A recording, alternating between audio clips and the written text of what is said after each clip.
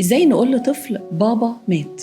طب وليه كده؟ ليه السوداويه دي؟ عاوزه تقوليها للطفل ليه؟ ما تقولي لمامته او اهله يعني ليه الطفل شخصيا؟ الطفل يعني استيعابه للحاجات القدريه دي طبعا مش احسن حاجه، لانه لسه مش فاهم الكونسبت قوي. بس انا اعتقد ان احنا بنلعب لعبه غلط. بمعنى ان ساعات بنروح بقى للاكستريمز قوي. ده بابا مع ربنا، ده بابا مش عارف سافر وخد صاروخ وطلع في القمر وحاجات زي كده. بنكذب على الطفل.